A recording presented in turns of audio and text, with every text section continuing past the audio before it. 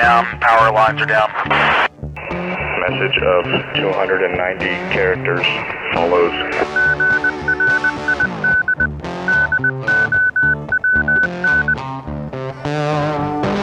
Hello everyone, and welcome in to another episode of Grid Down Comms Up on the Prepping Academy podcast.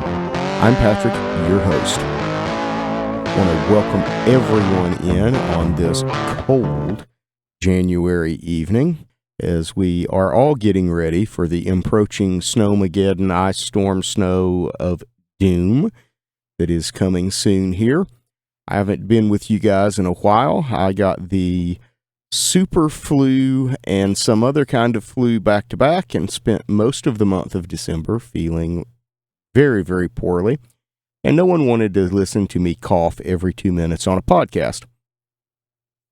So I've kind of stayed away from the microphone for a little while. But I'm back in the chair behind the not so golden microphone and want to sit down and talk with you guys about a couple things tonight. We're going to talk about the Verizon outage that happened last week. Maybe a little longer than that by the time you hear this. Also want to talk about the winter storm that is coming this weekend. And we're going to kind of do that first. There's been a lot of different predictions. There's a lot of different ideas of what is going to hit where and when over the next 96 hours or so. And frankly, I don't have any better idea than anyone else as what's going to happen. I'm getting ready for the worst case, which could be some ice, but I'm hoping for snow. So we'll see what we get here in about 48 to 72 hours when it arrives. But I want to talk to you guys about preparing for a winter storm and a few interesting tidbits of information that may help you along your journey while getting ready for whatever's coming your way this weekend. Hopefully nothing too bad. First, one of the big things that we all have to think about whenever there's a winter storm, particularly an ice storm, is damage to critical infrastructure. This includes telephone lines, power lines, and all of that good stuff. Most of us are somewhat dependent on electricity to provide heat. Either it's to run the air handler at our home, or it is to run our heat pump that we need for heating. If you're lucky enough to have the option of a wood stove, well, you can tune me out for a couple minutes because you're all set. For the rest of you guys that may need to come up with an alternative heating source besides just throwing another log on the fire, heat is kind of critical to survival. And the thought of doing without heat for weeks after an ice storm is pretty intense. Though many people last year dealt with lots of cold weather in the aftermath of Hurricane Helene when they didn't have a place to live or were living in a temporary structure. Now, I'm going to geek out for just a moment on you guys. If we do some math, we can come up with a general idea of how much heat we need and how much, say, propane or kerosene that we need to heat our home. There is approximately 91,000 BTUs in 1 gallon of propane. A barbecue tank has about 4.5 gallons of propane in it. The little 20-pounders. So you can take that. If you know how many BTUs your heater provides, typically that's on the box or written on the heater. Many of the little tank mount heaters will produce anywhere from about 9 to 20,000 BTUs. And we can figure out how long that tank will run that particular heater. So all you have to do is, multiply the number of gallons of propane you have by 91,000 and then divide that by your heater BTUs, and that'll tell you how long it will run it. If you happen to be lucky enough to know or know where to go look and know how many BTUs that your current heat pump or furnace generates that heats your house, you can kind of figure out pretty quick about how many BTUs it would take in order to heat your house off propane and how big of a heater that you need. Though most people in an emergency aren't going to try to heat their whole house, they're just going to try to heat a couple rooms to be comfortable, and they're going to just keep the rest above freezing. Kerosene is similar, with your typical gallon of kerosene producing 135,000 BTUs, about 45,000 BTUs or 44,000 BTUs more than a gallon of propane. That's about how much energy you get out of 1 gallon of kerosene. Many of your kind of standard kerosene heaters that you might find that use a wick, not the big torpedo construction hot site heaters, but the little simple portable, wick type kerosene heaters produce about 23,000 BTUs, which in many cases is enough to heat at least in my area, that's enough to heat 1,000 to 1,200 square foot house, depending on the insulation. Something to keep in mind there. There's a little more bang for your gallon in kerosene than there is in propane, though a lot of people don't like the smell of kerosene, so I totally understand that. Another interesting kind of bit of trivia when you're considering heating your house in the wintertime, if you're using an alternative source of heat, or not heat, but an alternative source of light, such as like a Coleman lantern that runs on propane or white gas, those things produce about 3,000 BTUs of waste heat. So even running a lamp by itself does provide a bit of additional heat. So something to factor in there if you plan on running one of those for a while. That's also something to factor in if you're running one of those of the summertime during a power outage and you don't have air conditioning in my area. It can warm the place up pretty doggone quick. Having an idea of how much heat you need and for how long, how much propane is it going to take to keep me warm for a week if the power's out, how much kerosene is it going to take, is an important thing to know, as most of us are preppers and we want to stockpile some of that stuff for the proverbial rainy day. Additionally, many of us are going to need electricity. It's just a fact of reality. I'm the communications guy, so we need electricity to run our communications gear. And oftentimes that is provided by batteries.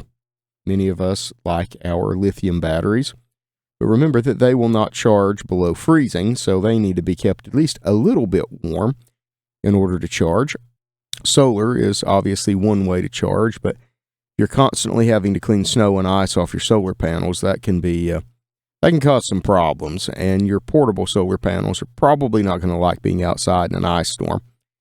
That puts us to kind of another option for power, which is the generator. Many of us have a generator. Certainly big enough to charge batteries, or maybe run air freezers.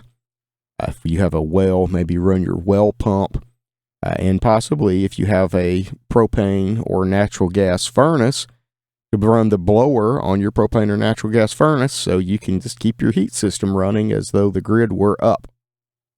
So having one of those, knowing about how much fuel it takes to run for what amount of time is important, so you know how much fuel that you need. Something, another calculation to put in there.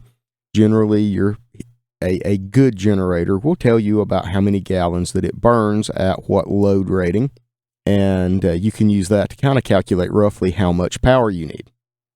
If you're not running a heavy load, such as a air handler or a well pump or something like that, it may be much more efficient to use your generator to charge something like one of the portable power pack type things like a Blue Eddy or an EcoFlow or a Jackery or those sorts of things, because you can often recharge those in an hour or two of running the generator under a pretty good load, and then have power for a day or two to keep your deep freeze running, to keep some lights on in the house, run the TV to keep the kids entertained, whatever it is. that you need to use a little bit of power for, keeping your communications gear operational, and that sort of thing. So there's a trick to extend your fuel reserves. Now, while we're talking about generators, many of us have either a propane or a gasoline generator. Some of you guys have diesel generators.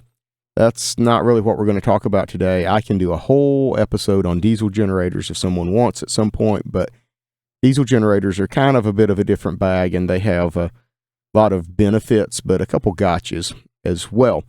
So talking about gasoline generators in particular, if you have never run your gasoline generator or you have not tested your gasoline generator when that it is cold outside, particularly when it's below freezing, I encourage you to do that. If you haven't done that, that might be a good project for this afternoon.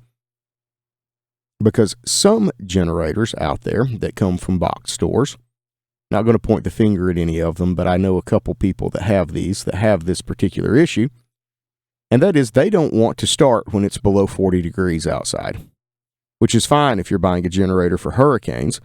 Doesn't really work if you're buying a generator for winter storms. So make sure that you can get your generator started and running when that it's cold outside, even if that involves giving it a little tickle from the ether bunny. If you don't know what that is, it's starting fluid. It will get things going in a pinch. Might be something to add to your preps. If you don't have a few cans of ether or starting fluid around, go ahead and add that to the list next time you go to visit whatever box store that you like. But make sure you can get your generator running when that it is cold outside. When it comes to communications, if the power goes out, we all know we'll use Texas several years ago. I don't remember how many years ago. That's been several years ago now. During their outage, they discovered the hard way that a lot of communication systems start to fail very quickly after the power goes down, especially when everyone starts trying to use them. Make sure you have an alternative communications plan, be that ham radio, be that Starlink, be that whatever, so that you can communicate or at least receive information. I mean, if it's nothing else, a good battery-operated radio receiver, so you can listen to local news or whatever source of information you like locally to find out, what's going on. That being said, let's kind of steer away from the winter weather preparedness. I want you guys to all be safe. I want you to, I don't want to say stay frosty, stay warm and stay safe out there in whatever sort of winter chaos happens to find you this weekend. And remember that ice breaks trees. Trees break power lines. But even enough ice can cause power lines by themselves to fall. So outages can be pretty serious after an ice storm, particularly. And it looks like a lot of people may get some ice. So be careful, guys. And it doesn't matter if you got a four-wheel drive. Ice usually wins. All right. Let's shift gears here, and let's talk about this Verizon outage. Now, initially, a lot of us want to blame the Verizon outage. Oh, this was some sort of hacking event. Verizon was hacked, and that caused them to go offline. That actually, sounds kind of good. If you're watching this on my YouTube channel, at GridDownCommsUp. If you're not a subscriber, I encourage you to go over, check out my YouTube channel at GridDownCommsUp for a bit more content on communications, off-grid stuff, that sort of thing. You'll be seeing a slide here that is kind of making jokes about this being a hack. But the reality is this probably wasn't a hack. Verizon's story, and they're sticking to it, is that this was a software bug or glitch. And they may be telling the truth. A lot of folks who use other carriers that use Verizon's towers had service throughout this entire outage. So it seems very much to be an issue with phone authorization on Verizon's network. One of the things that I noticed as I was a victim of this, I was actually a late onset victim, might be the way to put this. my spouse lost her cell phone service at the very beginning. However, mine continued to work for another 6 hours before it joined the ranks of all the non-working cell phones. When mine quit working, one of the things that I observed that was very interesting that typically does not happen when the infrastructure itself, the cell towers, the transport, that kind of thing, have an issue, is Wi-Fi calling would not work on my iPhone. It's like my cell phone number was not registered. I could make calls with Signal, I could send texts with Signal, and a few other applications that I use. But anything associated with my phone number and placing calls wouldn't work. So this generated quite a few problems all across the country during this 10-plus hour outage that seemed to surround phone authorization on Verizon's networks. And I'm not really going to delve too far into the details of Verizon's issues here, but the disruption lasted nearly 10 hours. It impacted voice, text, and data services nationwide, with over 2.3 million outage reports logged by Down Detector. If you don't know what Down Detector is, I encourage you to go check out Down Detector. It's a website that logs the ups and downs of various websites, hosting, and telecommunications providers. And it can kind of help you figure out what's going on at times. Now, the point of bringing up all of this with Verizon is to talk a little bit about the fragility of our infrastructure, okay? A single software bug, if that's what it was, knocked millions of people off of a data network. Those millions of people at times found themselves unable to dial 911 if they needed emergency help, because even though the phone said SOS, 911 didn't work. Many people had access issues with cloud resources that required multi-factor authentication, and if they had provided their cell phone number, the multi-factor authentication notifications just disappeared into the ether, and they could not access their resources. This caused a complete work stoppage for a lot of people in certain business sectors. I have heard stories of a few people just calling it quits and having to go home because they couldn't access anything to do their job. So a simple or not so simple cellular outage, second order impacts, stopped business in a lot of places. It also cut off telemetry feeds. A lot of people use Cradlepoint or PepWave or a variety of other companies' cellular modems to provide data at different remote locations, parking meters for in-truck dispatch for utility companies, for in-car dispatch for various other services and utilities and all kinds of different things. If those devices dropped offline, I don't know that many were affected by this. They seem to be mostly phone-oriented, but I don't have a lot of data on that at this point.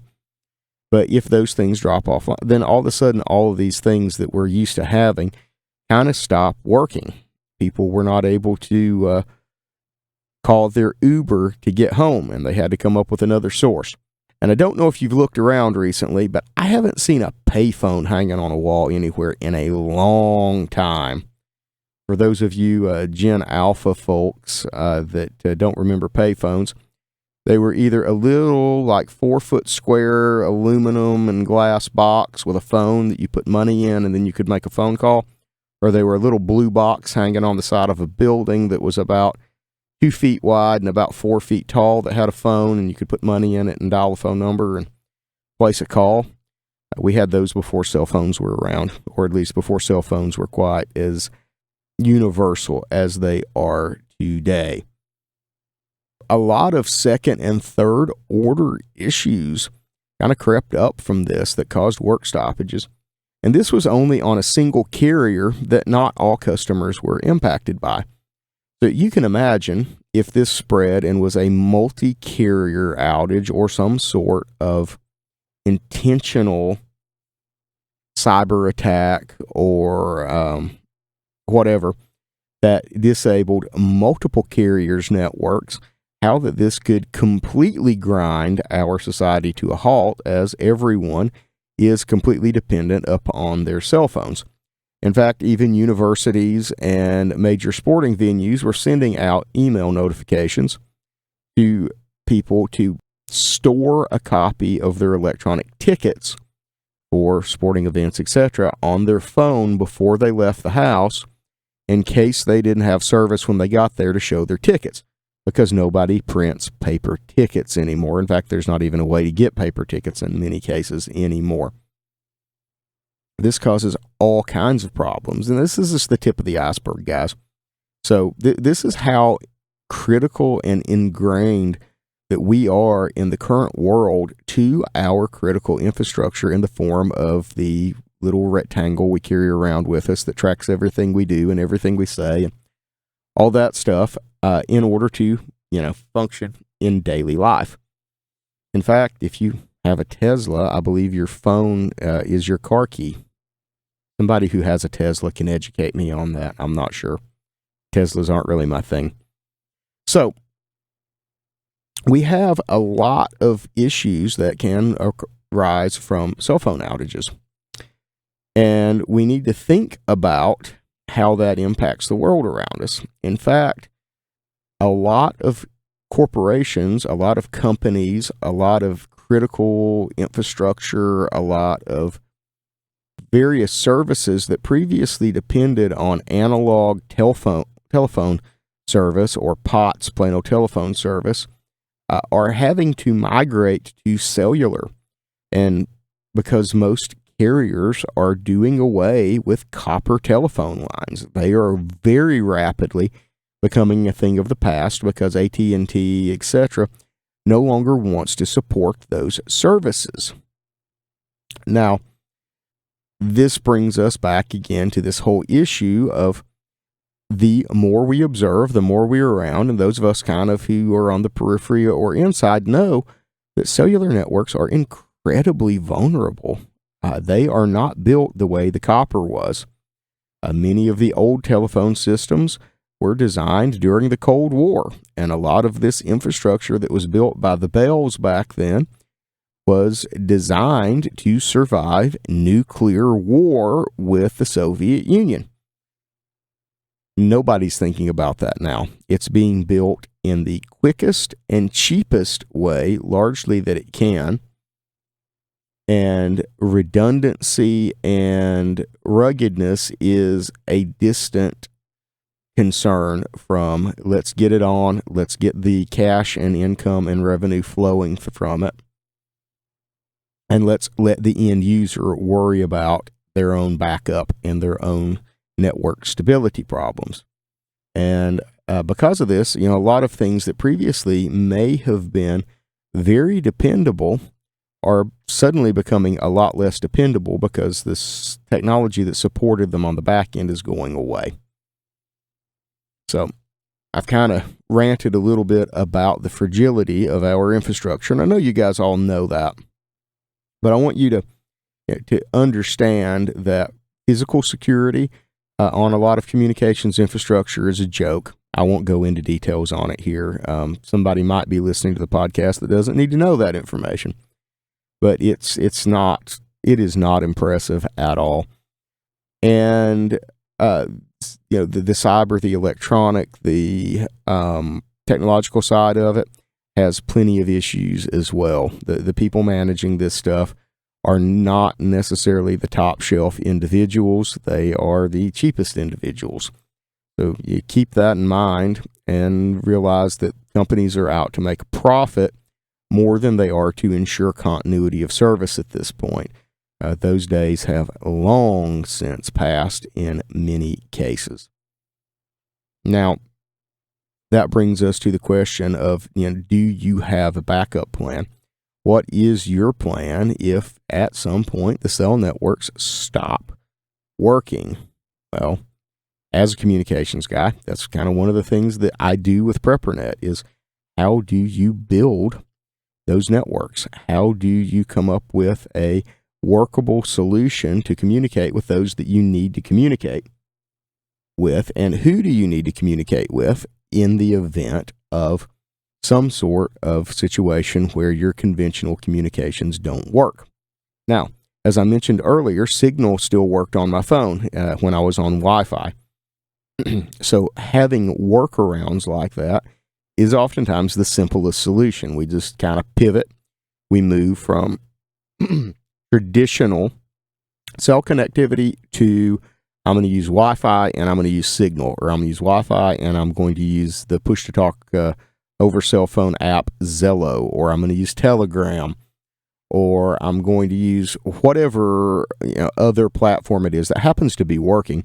That is a great alternate solution. You just need to make sure all the people that you communicate with are on that platform so that you can reach them. Now, in the event that it is a much broader situation and internet altogether is not working or is not working in your area, obviously Starlink can have some benefit. Works great in natural disasters. Right now in Iran, we are seeing them try to jam and or round up all the people that possess Starlinks because they are getting information out of the country from behind the iron curtain-ish that they have set up to try to prevent people from knowing what's actually going on. So Starlink is working marginally in that particular situation. They're working very hard to try to make it work, but it is resilient a bit, but it still has its own set of issues. So it can also be a good alternative. And then, of course, there is, the old standby of radios where that you can build networks and communicate locally and then over much distance. Now, when we start talking about radios and we start talking about that, there's a lot of skills that need to be brought to the table in order to communicate. The simple skills to just use the equipment and communicate effectively are one part of the puzzle for the most basic users. And then there are those users that need to understand the details of how it actually is, what it actually takes to communicate over great distances without any infrastructure. Because, all those first responders you see walking around out there carrying those $10,000, $12,000 Apex Next Motorola handhelds, those radios are being backed up by millions, actually probably tens if not hundreds of millions of dollars of infrastructure, just like a cell phone, in order to make them work. It takes a lot more involved radio stuff than a simple handheld radio to communicate over any meaningful distance without some sort of infrastructure to support that communication. Lots of things to learn, lots of skills to develop there. And if you want to learn more about that stuff, you can check out my YouTube channel. You can check out the preppernet.net site and the Preppernet Communications Academy. There is some good stuff in there to kind of get you started. There will hopefully be more in there soon as we can kind of build that out maybe a little bit more. That's something that we all have to consider and look at where do we fit. And this is part of building communities, guys.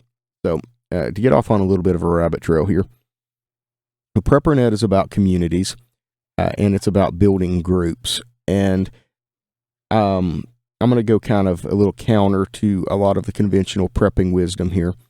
In that building a mag group that is made up of people that are strewn all over 5 states and have hundreds of miles to travel to get to your location, well, that's great. It can work, though oftentimes it does not.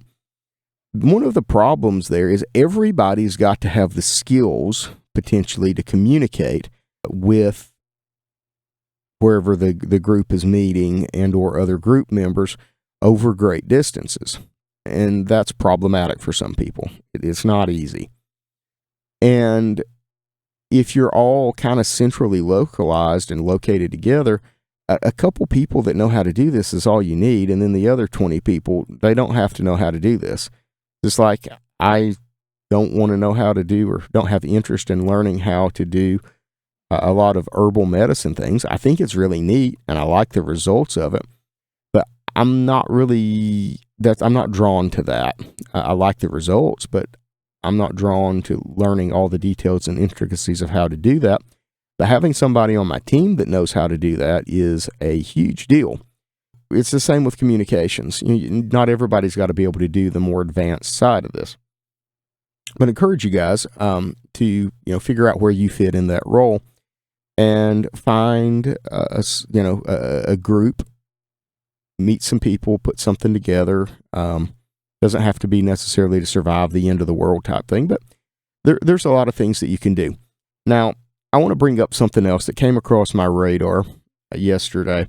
I have not had a chance to research this much yet. In fact, I think I'll probably do an episode on this particular topic soon here.